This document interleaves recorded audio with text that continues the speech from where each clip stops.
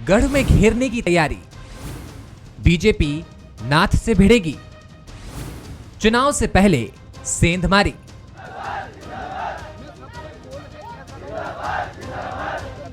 कमलनाथ के किले में सेंधमारी का खेल शुरू हो गया है। बीजेपी मध्य प्रदेश के साथ ही छिंदवाड़ा में परचम लहराने की तैयारी कर रही है। छिंदवाड़ा में बीजेपी के दिग्गज नेताओं का जमावड़ा भी लगने लगा है। 25 मार्च को केंद्रीय गृह मंत्री अमित शाह भी छिंदवाड़ा आ रहे हैं। सीएम शिवराज सिंह के बाद बीजेपी प्रदेश अध्यक्ष वीडी शर्मा भी छिंदवाड़ा पहुंचे, जहां उन्होंने पीसीसी चीफ कमलनाथ को आड़े हाथ लिया। पहले तो ये लाइन को मनोज जी बदल लो कि नाथ का गढ़ है। ये भारतीय जनता पार्टी का गढ़ है। भारतीय जनता पार्टी विकास और काम के मुद्दे पर और कार्यकर्ताओं की मेहनत पर छिंदवाड़ा में विजयश्री प्राप्त की और फिर विजयश्री प्राप्त करेंगे, इसलिए कोई किसी का गढ़ नहीं है जी। तो सारे गढ़ टूटने वाले टूट गए। टूटने वाले क्या है? देखिए, अमित शाह जहां कदम रख देते हैं वहां इतिहास बनता है और विजयश्री भारतीय जनता पार्टी के कार्यकर्ताओं की मेहनत के बल पर छिंदवाड़ा के अंदर सुनिश्चित है। छिंदवाड़ा में सेंधमारी 2023 के लिहाज से ही नहीं बल्कि 2024 के नजरिए से भी बीजेपी के लिए काफी अहम है, क्योंकि 2019 के लोकसभा चुनाव में बीजेपी को जिन 160 सीटों पर कामयाबी नहीं मिली थी, उनमें से एक सीट छिंदवाड़ा की भी थी। लेकिन यहां कांग्रेस का जीत का मार्जिन 2014 के मुकाबले 2019 में महज 37,000 रह गया था। ऐसे में बीजेपी को उम्मीद है कि अगर तैयारी पहले से की जाए तो कमलनाथ के किले में सेंध लगाई जा सकती है। हालांकि कमलनाथ इस लड़ाई को बीजेपी और छिंदवाड़ा की जनता के बीच की बता रहे हैं। मेरा छिंदवाड़ा की जनता से संबंध है। जब चुनाव होता है ये बीजेपी और कमलनाथ के बीच में नहीं होता, बीजेपी और छिंदवाड़ा की जनता के बीच में होता है। मैंने यहाँ एक समाज सेवक के रूप में काम किया है। अब बीजेपी पूरा प्रयास कर ले, उनका मुकाबला छिंदवाड़ा की जनता के साथ है। ये तो तय है कि 2023 के मध्य प्रदेश विधानसभा चुनाव में कमलनाथ कांग्रेस का सबसे प्रमुख चेहरा होंगे। ऐसे में बीजेपी उन्हें ही टारगेट कर रही है। साथ ही कांग्रेस पर मनोवैज्ञानिक दबाव बनाने के लिए कमलनाथ के किले में सेंधमारी की कोशिश भी करेगी। हालांकि कमलनाथ को उनके गढ़ में घेरना बीजेपी के लिए बिल्कुल भी आसान नहीं रहने वाला। कांग्रेस की ये सीट अभेद किले की तरह है।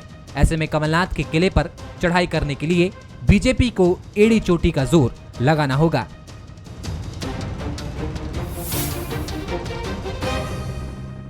बंसल न्यूज के सवाल नंबर 1, क्या छिंदवाड़ा में शाह का दौरा कांग्रेस की बेचैनी बढ़ाएगा? सवाल नंबर 2, क्या बीजेपी ने कमलनाथ के किले पर चढ़ाई की तैयारी कर ली है? सवाल नंबर 3, क्या नाथ के गढ़ में सेंधमारी मनोवैज्ञानिक दबाव बनाने की कोशिश है? नमस्कार, मैं हूं शरद द्विवेदी और आज का हमारा मुद्दा है गढ़ पर घेरा। तो जो गढ़ सबसे महत्वपूर्ण है इस समय मध्य प्रदेश में बीजेपी के लिए, वो है छिंदवाड़ा। और यही वजह है कि 140 से ज़्यादा जो लोकसभा सीटें हैं जहां बीजेपी अब तक सफल नहीं हो पाई है, उनको लेकर एक पूरी रणनीति बनी है। और इसमें 40 के करीब सीटें ऐसा माना जाता है कि प्रधानमंत्री नरेंद्र मोदी जी की सभाएं होंगी। और जो बाकी 100 सीटें हैं वहाँ बीजेपी के राष्ट्रीय अध्यक्ष और केंद्रीय गृह मंत्री अमित शाह और केंद्रीय मंत्री और तमाम बड़े नेताओं के साथ उन 100 सीटों के लिए भी रणनीति बनी है। और यही वजह है कि प्रदेश बीजेपी अध्यक्ष मध्य प्रदेश के वीडी शर्मा जी बड़े आत्मविश्वास से कहते हैं कि अब इसको गढ़ बोलना छोड़ दीजिए जी, अब ये गढ़ नहीं है। इस गढ़ को तो हम पहले भी एक बार अपना परचम फहरा चुके हैं और आगे भी फहराएंगे। बरा दावे प्रतिदावे चुनावी राजनीति का बहुत अहम हिस्सा हैं। कमलनाथ बहुत बढ़ चढ़कर नहीं बोलते हैं, लेकिन छिंदवाड़ा को लेकर उनका आत्मविश्वास भी देखने लायक रहता है। और यही वजह है कि वो ये दावा करते हैं कि छिंदवाड़ा में लड़ाई जनता और भारतीय जनता पार्टी के, छिंदवाड़ा की जनता और भारतीय जनता पार्टी के बीच में होती है। तो अब की बार विधानसभा चुनाव से ही ये साफ हो जाएगा कि कमलनाथ जी और नकुल नाथ जी, जो कि उनके पुत्र हैं और छिंदवाड़ा से सांसद हैं, उनकी घेराबंदी छिंदवाड़ा में करने के लिए बीजेपी एड़ी चोटी का जोर लगाएगी। और इसके पीछे उसकी सोच ये होगी कि शुरू से ही अगर घेराबंदी कर देंगे तो कमलनाथ जी को ज़्यादा समय छिंदवाड़ा देना पड़ेगा और मध्य प्रदेश की तरफ वो उतना फोकस नहीं कर पाएंगे। बहरहाल ये तो सब भविष्य के गर्भ में है कि इस रणनीति में कौन कामयाब होता है। लेकिन आज इस पर हम बात करेंगे। जो मेहमान हमारे साथ हैं उनसे मिलिए। हमारे साथ हैं भारतीय जनता पार्टी के सीनियर लीडर और वरिष्ठ विधायक हरिशंकर खटीक जी, बहुत स्वागत करता हूं। कांग्रेस के वरिष्ठ नेता और विधायक राकेश मावई जी हैं, उनका मैं बहुत स्वागत करता हूं। और मनोज सैनी जी हैं, एग्जीक्यूटिव एडिटर, जो छिंदवाड़ा की राजनीति को इस समय करीब से देख रहे हैं। मनोज, पहली टिप्पणी आपकी, फिर मैं दोनों राजनीतिक मेहमानों की तरफ आता हूं। किस तरह से वीडी शर्मा जी का हमने आत्मविश्वास देखा कि गढ़ कहना छोड़ दीजिए जी, कोई गड़बड़ नहीं है, इसको ज़रा संशोधित कर लीजिए। ये आत्मविश्वास है, अति आत्मविश्वास है कि आपने वहाँ देखा है छिंदवाड़ा में कि बीजेपी की घेराबंदी इस बार बहुत मजबूत है, क्योंकि पिछली बार भी लोकसभा चुनाव के जो नतीजे थे वो कांग्रेस के पक्ष में रहे, लेकिन मार्जिन जिस तरह से 40,000 से नीचे सिमट गया, वो बताता है कि बीजेपी वहाँ जो जोर लगा रही है उसमें ऐसा नहीं है कि उसे पूरी सफलता नहीं तो कुछ सफलता नहीं मिल रही। किस तरह से देखा आपने छिंदवाड़ा को? जी जी। देखिए, मध्य प्रदेश में 29 लोकसभा सीटें हैं और एक सीट जरूर भारतीय जनता पार्टी के खाते में ना आकर कांग्रेस के खाते में चली गई थी। और जीत का मार्जिन, जैसा आपने भी कहा, करीब करीब 35,600 वोटों से नकुल नाथ चुनाव जीतने में कामयाब रहे थे। लेकिन आप यदि पुराने मतों के अंतर को देखेंगे तो 1 लाख से ऊपर ही जीतते रहे हमेशा कमलनाथ। एक बार छोड़ दिया जाए जब सुंदरलाल पटवा जीत गए थे उस सीट से, तो वो भारतीय जनता पार्टी की सीट ना होकर कांग्रेस का गढ़ कहलाती है। और इसीलिए वीडी शर्मा जी से ये पूछा गया तो अति उत्साह तो नहीं है, लेकिन ये जरूर है कि यदि उस उत्साह को बरकरार रखेंगे तो 2023 और 24 में ये उत्साह अति उत्साह के रूप में बदल सकता है, जैसा भारतीय जनता पार्टी को लगता है। और अमित शाह जी के बारे में ये कहा जाता है कि वो जहां भी पहुंचते हैं बहुत ही रणनीतिक तौर पर, जो मेरे पास जानकारी है, जैसा लगातार फील्ड में लोगों से मुलाकात हुई, बातें हुई, तो कहीं एक रास्ता दिख रहा है भारतीय जनता पार्टी को कि जो जीत का अंतर 35,000 था उसको और कम करते हुए इस सीट को हम अपने खाते में ला सकते हैं लोकसभा में। लेकिन 7 यहाँ विधानसभा और 7 की 7 सीटें कांग्रेस के पास है। पर इसके पहले यदि हम देखते हैं शरद जी, तो ये आती जाती रही है। कभी बीजेपी के पास रही, एक दौर ऐसा भी रहा जब 8 सीटें रहा करती थी और कांग्रेस के खाते, वो भारतीय जनता पार्टी के खाते में। तो वही सब आकलन चल रहा है और बहुत ही रणनीतिक तौर पर भारतीय जनता पार्टी इस गढ़ को भेदना चाहती है। पर कमलनाथ को भी आप दूर नहीं कर सकते। जनता से बात जब होती है तो उनके बीच में कमलनाथ भी आ जाते हैं, शिवराज जी की योजनाएं भी आ जाती, लाडली लक्ष्मी, लाडली बहना की बात भी होने लगती है। तो बहुत ही रणनीतिक तौर पर भारतीय जनता पार्टी अब बढ़ने जा रही। और सबसे महत्वपूर्ण बात यह है शरद जी की जनजातीय वर्ग का ज़्यादा यहाँ हस्तक्षेप है, जनजातीय वर्गों की सीटें हैं। और इसीलिए जब आंचलपुर, जो पास में एक देव स्थान है जनजातीय वर्ग का, वहाँ अमित शाह पहुँचने वाले, भोजन भी करेंगे, यानी जनजातीय वर्ग को साधते हुए जो 90 सीटें लगभग मध्य प्रदेश में होती है, उनको सीधा यहाँ से एक मैसेज दिया जाए कि हम जनजाति के साथ खड़े। और जनजाति ही वो वर्ग है जो कमलनाथ को हमेशा कहीं ना कहीं आगे रखा है। तो बहुत ही रणनीतिक तौर पर बीजेपी बढ़ने वाली है और रणनीति साफ दिखा रही है। चलिए, कुछ तो नया नया दिखाई देगा। मैं खटीक साहब की तरफ आता हूँ। हरिशंकर जी, बहुत चुनौतीपूर्ण परिस्थितियां छिंदवाड़ा को लेकर रही हैं भारतीय जनता पार्टी के लिए। सुंदरलाल पटवा जी ने पहली बार वहाँ भारतीय जनता पार्टी का परचम फहरा कर ये बताया कि ऐसा नहीं है कि इस किले पर बीजेपी अपना ध्वज नहीं लहरा सकती है। लेकिन उसके बाद की स्थितियाँ निश्चित तौर पर कांग्रेस के पक्ष में ही छिंदवाड़ा में रही हैं। और छिंदवाड़ा इस मायने में बहुत महत्वपूर्ण है कि यहाँ से जो नेता आते हैं वो मध्य प्रदेश में कांग्रेस की बागडोर संभालते हैं। तो किस तरह की घेराबंदी, अमित शाह जी जहाँ आते हैं मंजर बदल जाता है। कितनी उम्मीद, कितनी आशा, क्या इस बार बदल देंगे छिंदवाड़ा में भी मंजर आप लोग? देखिए, सबसे पहले तो हम आपको बता दें कि भारतीय जनता पार्टी एक कार्यकर्ता प्रधान पार्टी है और छिंदवाड़ा जिले के हमारे कार्यकर्ता ऊर्जा से और उत्साह के साथ भरे हैं। मध्यप्रदेश के एसओसी मुख्यमंत्री माननीय श्री शिवराज सिंह चौहान जी, भारतीय जनता पार्टी के प्रदेश अध्यक्ष जी सम्मानीय हितानंद जी, हमारे जो संगठन महामंत्री जी हैं, उनके दिशा निर्देशों में पूरा संगठन काम कर रहा है। और लगातार इतनी मेहनत छिंदवाड़ा के लिए और पूरे मध्यप्रदेश के लिए हो रही है कि वो आगे आने वाले समय बताएगा। लेकिन सबसे बड़ी खुशी की बात यह है कि हमारे भारतीय जनता पार्टी के राष्ट्रीय अध्यक्ष हैं, उनके दिशा निर्देशों में छिंदवाड़ा की जो लोकसभा सीट है, उस लोकसभा सीट को भी हम सब लोगों ने पहले से तैयारी करके रख ली है। वहाँ पर सम्मानीय श्री गिरिराज किशोर जी, जो भारत सरकार के मंत्री हैं, वो समय समय पर आते हैं और अपना मार्गदर्शन भी वहाँ पर देते हैं, कार्यकर्ताओं के बीच में जाते हैं और कार्यकर्ताओं के साथ एक उत्साह देने का काम करते हैं। जो सेंट्रल गवर्नमेंट की, हमारे देश के प्रधानमंत्री माननीय नरेंद्र मोदी जी की योजनाएं हैं, मध्य प्रदेश के मुख्यमंत्री शिवराज सिंह चौहान जी की योजना है। उन योजनाओं के बारे में वहाँ पहुँच करके जनता की नब्ज टटोलने का काम करते हैं कि उन योजनाओं के माध्यम से जनता को लाभ मिल रहा है। दूसरा हम आपको बता दें कि वहाँ पर हमारे सम्मानीय अमित शाह जी, जो हमारे हमारे देश के गृह मंत्री जी हैं, वो 25 मार्च को वहाँ पर पहुँच रहे हैं और पहुँच ही नहीं रहे, बल्कि वहाँ पर बहुत कुछ एक ऐतिहासिक परिवर्तन भी आपको दिखाई देगा कि वहाँ पर कार्यकर्ताओं का उत्साह कितना जबरदस्त तरीके से है।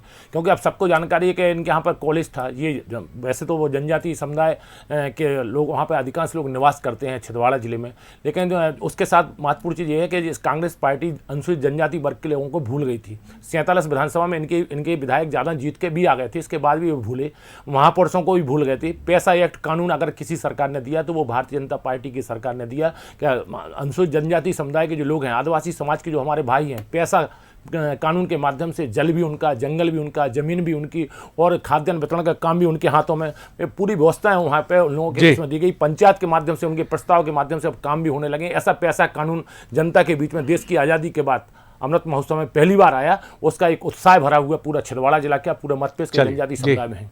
बड़े जोश से आपने अपनी तकरीर को सामने रखा, बिल्कुल धारा प्रवाह, एकदम ऊर्जा से दौड़ती हुई गाड़ी रही है आपके शब्दों की। मावई साहब, आप बड़े धैर्य से सुन रहे थे अपने भारतीय जनता पार्टी के साथी मित्र को। किस तरह देखते हैं, क्योंकि बात सही है, चुनावी लड़ाई कभी आसान नहीं होती है और पिछली बार गुना के नतीजों ने ये बताया भी है कि नथिंग इज़ इम्पॉसिबल। राजनीति और क्रिकेट तो कहते भी हैं कि ये खेल शानदार अनिश्चितताओं का खेल क्रिकेट और राजनीति दोनों में दिखता है। किस तरह से आप देखते हैं, छिंदवाड़ा गढ़ बचाने के लिए घेरा डाल चुकी, गढ़ को जीतने के लिए बीजेपी घेरा डाल चुकी छिंदवाड़ा में?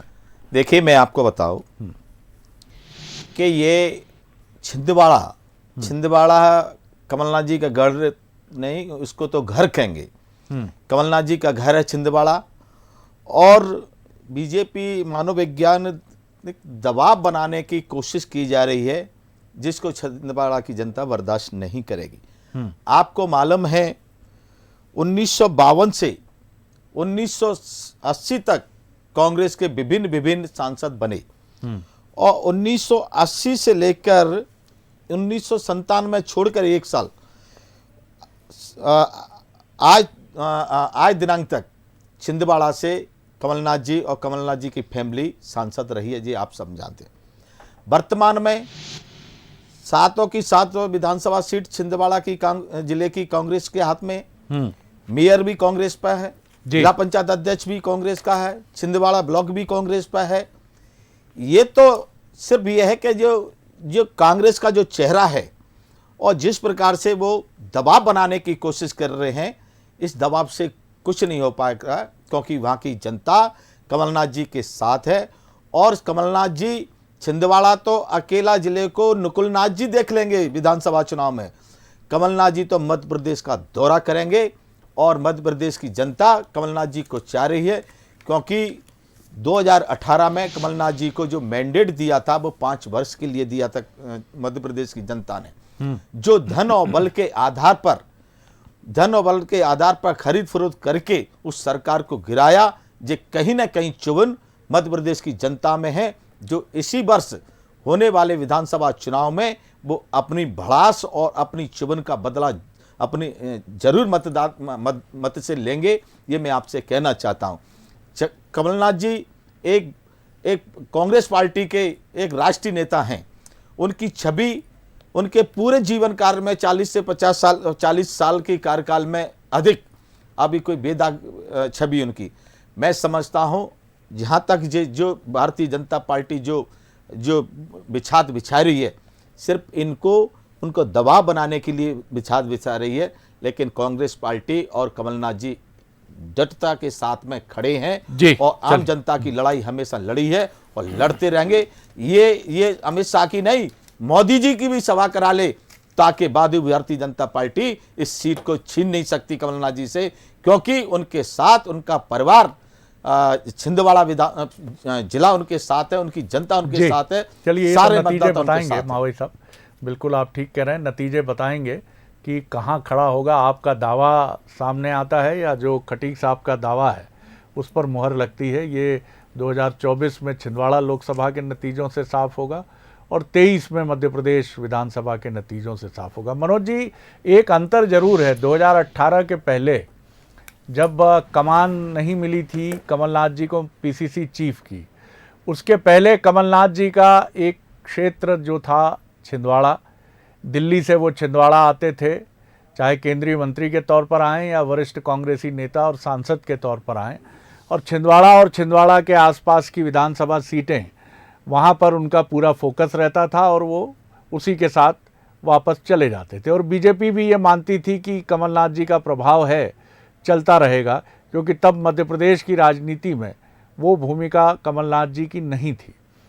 लेकिन अब स्थितियां भिन्न हैं।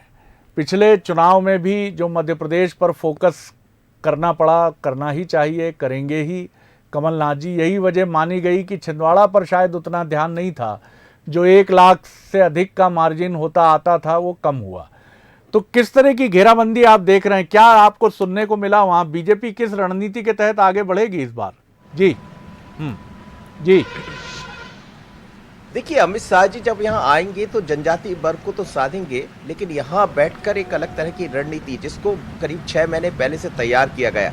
गिरिराज सिंह जी जिनका जिक्र हो रहा था, वो 3 से 4 बार यहाँ पहुंच चुके हैं शरद जी, और अलग अलग दौर की बैठकें हुई।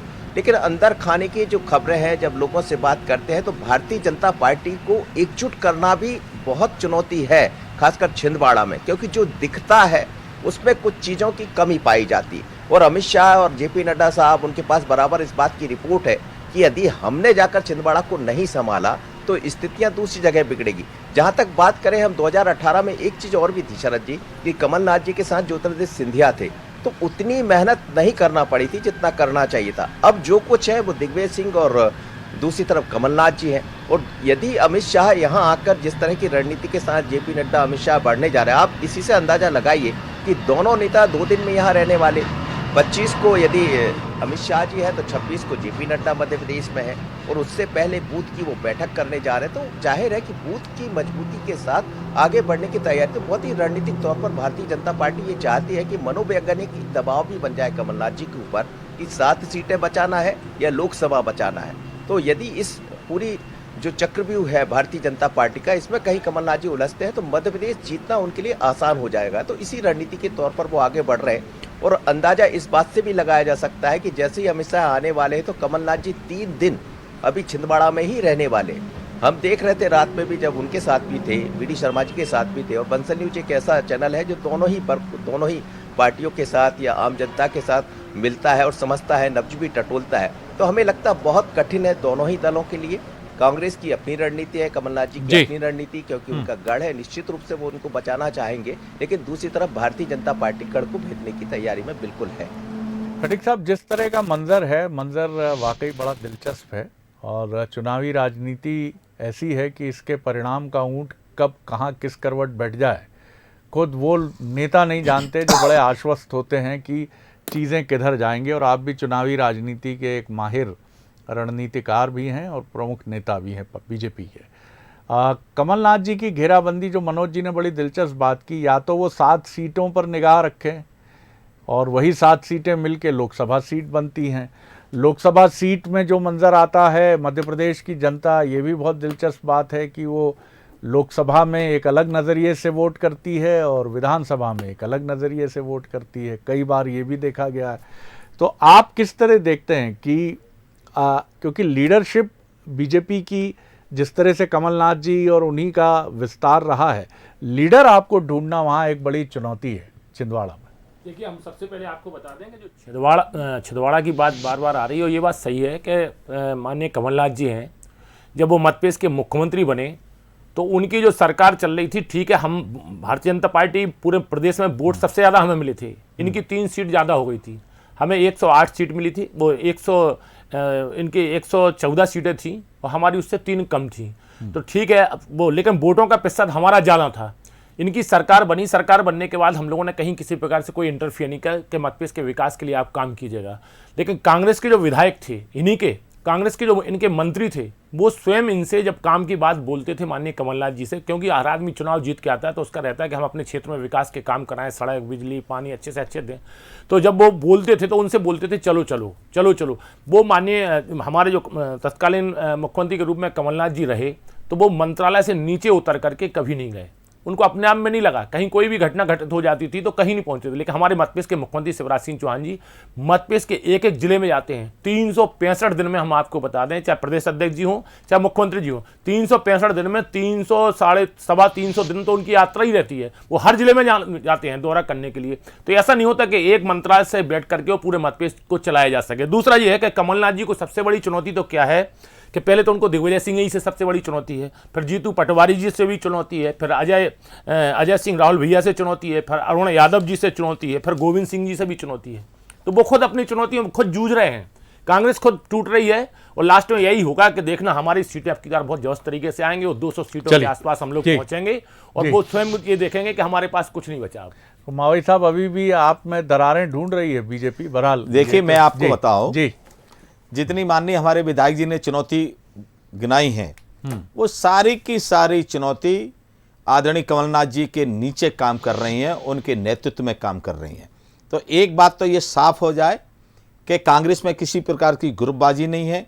कांग्रेस में मध्य प्रदेश में अगर कोई चेहरा है और अगर कांग्रेस के नेता हैं तो उनके नीचे जो काम कर रहे हैं वो सारी चुनौतियां इन्होंने गिनाई है, वो सारे नेता उनके साथ कर रहे हैं। दूसरी बात ये रही, जिस प्रकार से इन्होंने कहा उनके मुख्यमंत्री कार्य का, जिस दिन से शपथ ली है उसी दिन से दूसरे दिन से भारतीय जनता पार्टी का षड्यंत्र शुरू हो गया था, क्योंकि उनका पूरा प्रेशर इस प्रकार से था कि ये सरकार बनाने के लिए, बचाने के लिए कार्य करे, जनता के लिए कार्य नहीं किया। लेकिन कमलनाथ जी ने इस बात की कोई परवाह नहीं की। कमलनाथ जी को मालूम था कि मेरे साथ षड्यंत्र हो रहा है, लेकिन उन्होंने कोई परवाह नहीं की। उन्होंने कि ना मैं धन और बल का उपयोग करूंगा और मैं तो सिर्फ करूंगा जो मेरे वचन पत्र में मैंने जनता से जो वादा किया है उसको मैं पूरा करूंगा। जो क्रियाम कर धीरे धीरे उसको वो पूरा कर रहे थे।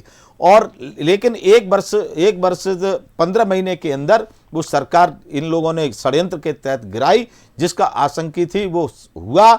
और लेकिन कमलनाथ जी ने सरकार के बचाव के लिए ऐसा कोई धन बल का उपयोग नहीं किया और ना ही वो किसी प्रकार से विचलित हुए। उन्होंने सरकार जाती है तो चली जाए, लेकिन जनता से, मध्य प्रदेश की जनता से जो मैंने वादा किया है उसको तो मैं पूरा करूंगा।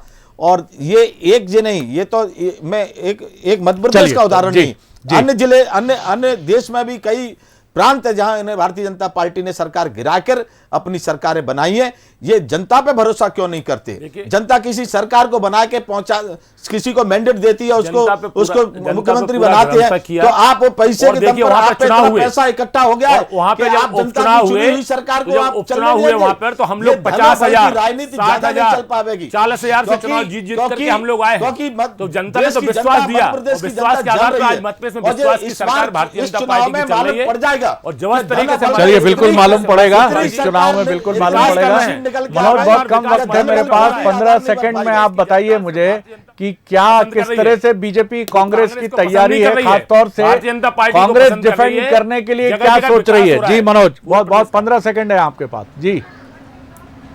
देखिए, कांग्रेस का डिपेंड करने का सीधा रास्ता है शरद जी, और वो है जनता से सीधा जुड़ा। और पहली बार कमलनाथ जी जब बंसल न्यूज से बात कर रहे थे तो उन्होंने ये कहा है कि मैं समाज सेवक हूँ, कमलनाथ नहीं हूँ, और कमलनाथ का कोई गढ़ नहीं है, ये जनता का गढ़ है। तो सीधी सी बात है, जनता से सीधा कनेक्ट अपने आप को रखना, और कमलनाथ जी ने उसी रणनीतिक तौर पर अपने आप को आगे बढ़ा दिया, खासकर छिंदवाड़ा में। लेकिन फिर मैं वही कहूंगा कि यदि वो छिंदवाड़ा में उलझ जाते हैं तो बाकी स्थानों पर क्या होगा, और भारतीय जनता पार्टी इसी चक्रव्यूह में उनको उलझाना चाहती है। बिल्कुल, छिंदवाड़ा के गढ़ पर ध्यान रखेंगे या मध्य प्रदेश पर, ये थोड़ा सा चुनौती होगी दोनों के लिए। लेकिन कमलनाथ भी किसी से कम नहीं है, और अमित शाह जी आते हैं तो उनको तो रणनीतिकार बना ही जाता है। लेकिन लोकतंत्र में सबसे बड़ी जो ताकत है वो जनता की ताकत है, उसके वोटों की ताकत है।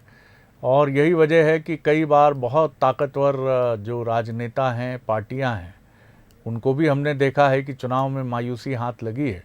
और कई बार आम आदमी पार्टी का उदय ये बताता भी है कि कई बार आपको ऐसे नतीजे भी मिल जाते हैं कि आप शायद नहीं सोचते हैं कि देश में, ठीक देश की राजधानी दिल्ली में एक ऐसी पार्टी निकलेगी जिसके पास ना कोई संसाधन थे, ना कुछ था, और आज वो 2 राज्यों में बरा लिए। जनता की ताकत है। बहुत शुक्रिया मावई साहब, बहुत शुक्रिया खटीक साहब, बहुत धन्यवाद मनोज जी। आगे देखिए छत्तीसगढ़ आज का मुद्दा, आरक्षण, तारीख पर तारीख। नमस्कार।